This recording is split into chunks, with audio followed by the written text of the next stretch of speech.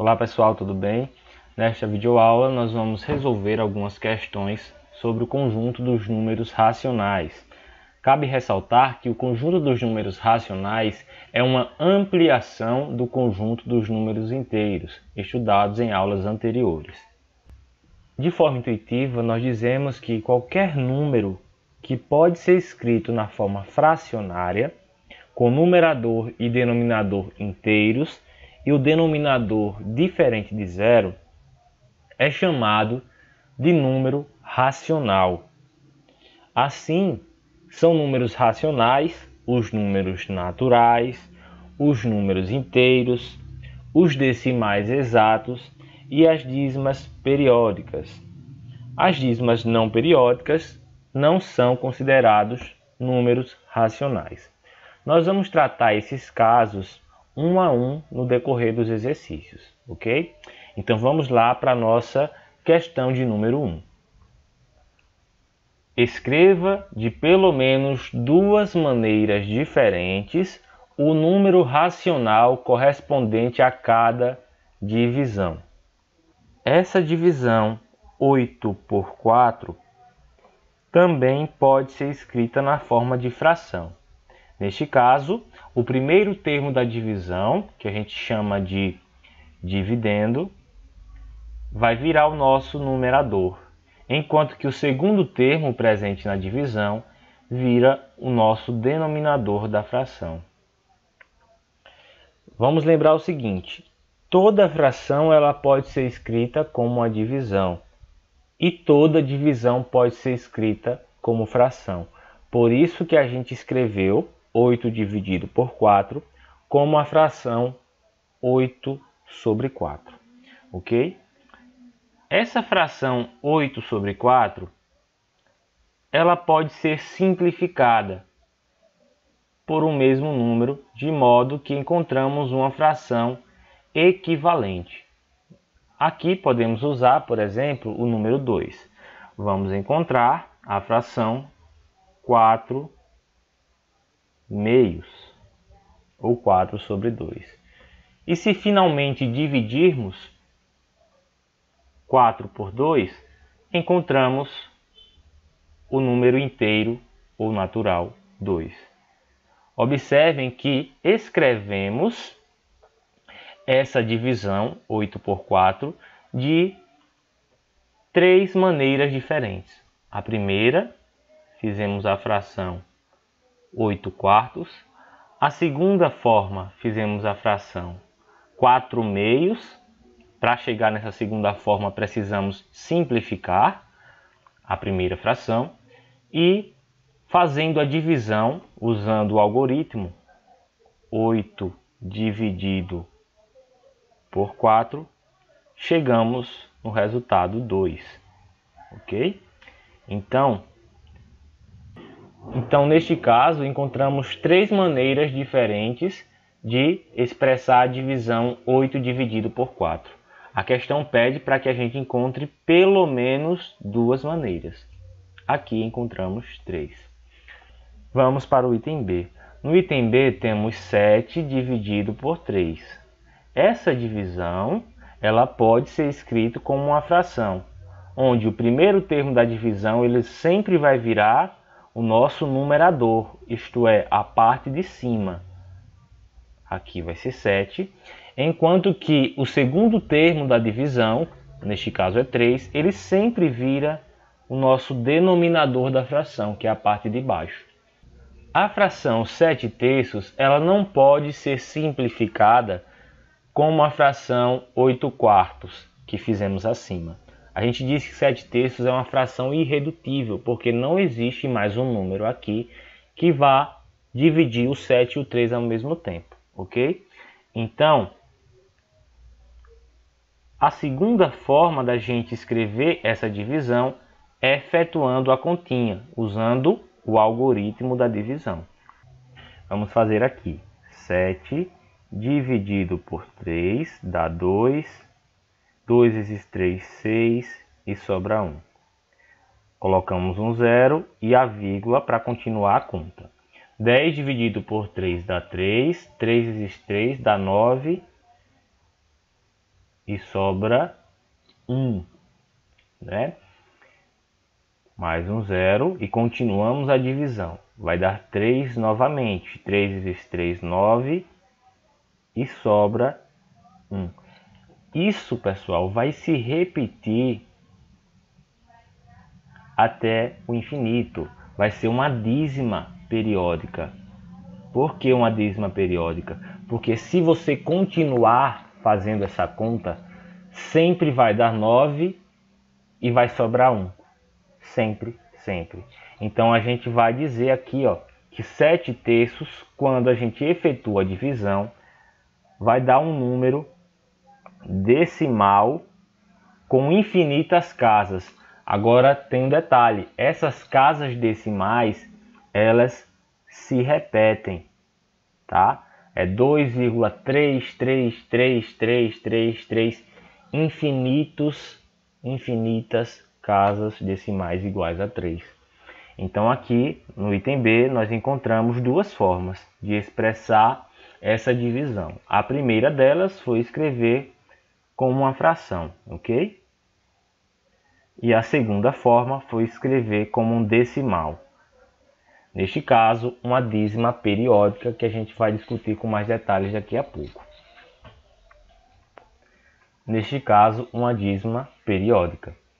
Vamos para o item C. Menos 9 dividido por menos 4. Mais uma vez, vamos seguir os procedimentos acima.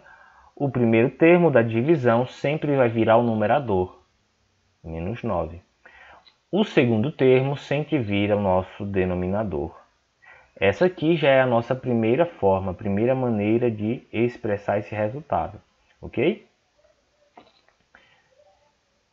Menos 9 sobre menos 4, quando a gente efetua a divisão em si, o resultado tem que ser positivo. Por quê? Porque nós estamos dividindo dois números de mesmo sinal. Vamos lembrar das regrinhas dos sinais da divisão de números inteiros que nós vimos em aulas passadas, ok? Então aqui vai ficar mais 9 sobre 4. Também pode ser considerada uma forma de expressar, ok? Mais 9 sobre 4. 9 sobre 4 não é uma fração que você possa simplificar. Então a gente vai ter que, para encontrar uma outra forma de escrever, fazer a divisão como nós fizemos no item acima. Vamos dividir aqui 9 por 4. 9 dividido por 4 vai dar 2. 2 vezes 4, 8. Sobra 1. Colocamos um 0 e continuamos a conta. 10 dividido por 4 vai dar 2. 2 vezes 4, 8. E sobra 2. Colocamos um 0 e continuamos a conta. 20 dividido por 4 vai dar 5. 4 vezes 5 dá 20 aqui e não sobra nada. Ok? Então aqui é um rascunho para o item C. Mais 9 sobre 4 é a mesma coisa que 2,25. É uma terceira forma da gente expressar essa resposta, ok? Tanto como fração, quanto como decimal. Neste caso, nós temos um número decimal finito, que também é um número racional, certo? Observem que aqui as casas decimais só tem duas. Não existem as reticências para indicar que essas casas não terminam. Vamos para o item D. Vamos para o item D. No item D nós temos a divisão 5 por 11. Pode ser escrito como uma fração, onde o numerador é 5 e o denominador é 11. 5 sobre 11 não é uma fração que você pode simplificar. É uma fração irredutível. Então, uma outra forma de escrever esse resultado é fazendo a divisão como nós fizemos no item B e no item C. Ok? Quando a gente faz a continha de divisão de 5 por 11, nós vamos encontrar como resultado 0,45, 45, 45, 45, infinitamente. Existe um fator que se repete que a gente chama de período da dízima periódica. O número que se repete, o nosso período, é 45. Certo? Então aqui nós temos a primeira forma de escrever a divisão de 5 por 11, certo? E aqui essa segunda maneira a gente tem, para encontrar ela, resolver uma continha de divisão, né? Pronto. Então assim a gente finaliza a primeira questão. Observem que todos os números que aparecem neste primeiro exercício, eles são considerados números racionais. Por quê? Porque eu falei no início do vídeo que qualquer número que pode ser escrito na forma de fração, na forma fracionária, é um número racional, tá? Vejam que aqui nos 4 itens nós podemos, de alguma forma, escrever a divisão 8 por 4 como uma fração. Então, o resultado é um número racional. Agora, seguimos para a questão de número 2 para reforçar um pouco mais esses conceitos. Indique quais dos seguintes números são racionais. Justifique sua resposta.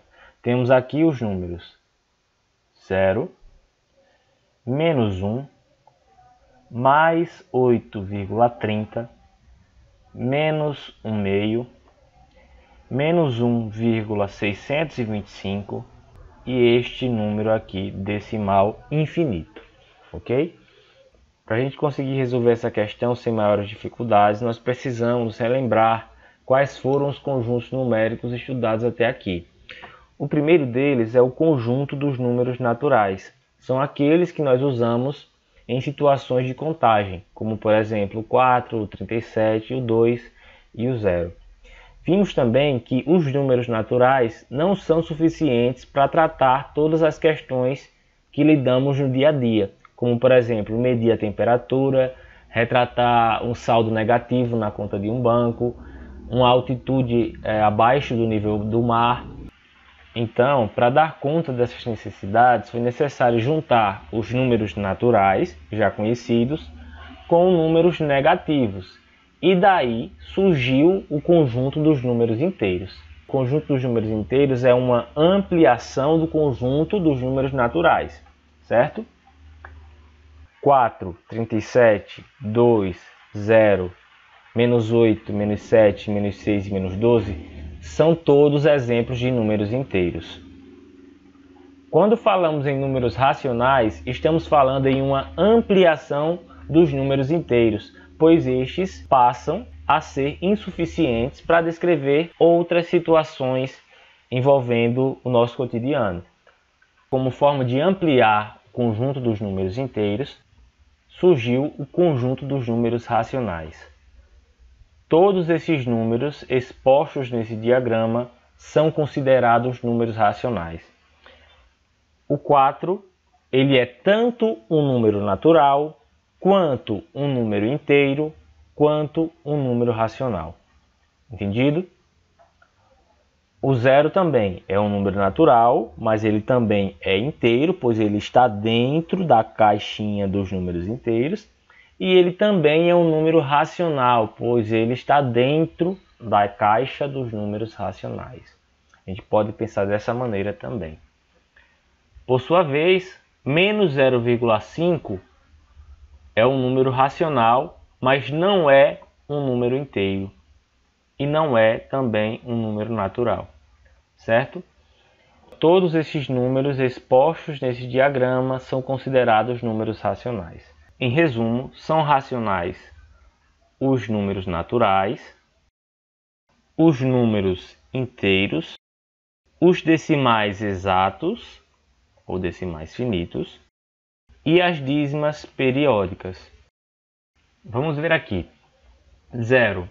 0, a gente sabe que é um número natural. Todo número natural é número inteiro.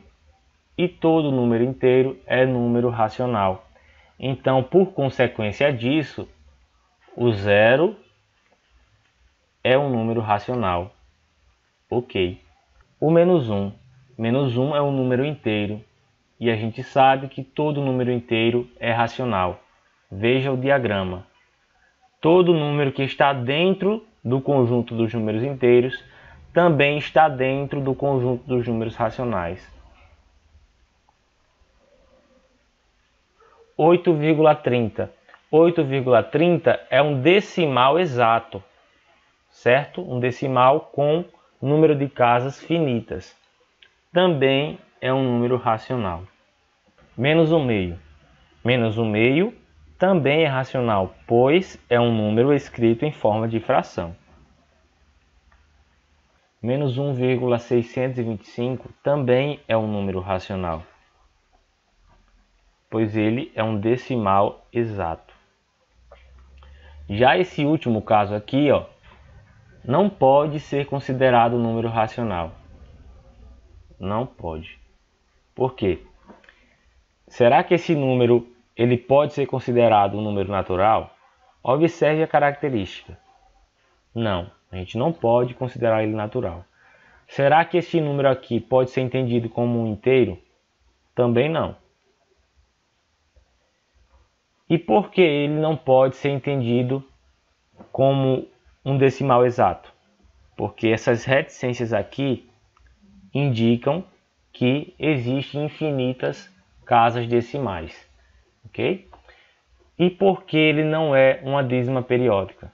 Porque para ser dízima periódica é necessário que exista um período, um termo que se repete nas casas decimais, como nós vimos no item D da questão 1. Aqui observem que não existe um padrão nos números que aparecem nas casas decimais. 2, 3, 4, 2, 9, 0. Você não consegue me dizer qual é o próximo número que vem aqui, tá? Então, apenas o último caso não é um número racional, todos os outros são. E assim a gente finaliza esse vídeo com as questões já comentadas. Em caso de dúvidas, não hesitem, podem postar seus comentários, compartilhem com os colegas as descobertas que vocês fizeram. Se gostaram, deixem um like, se inscrevam no canal para continuar recebendo novos conteúdos e dando aquela forcinha. Um abraço.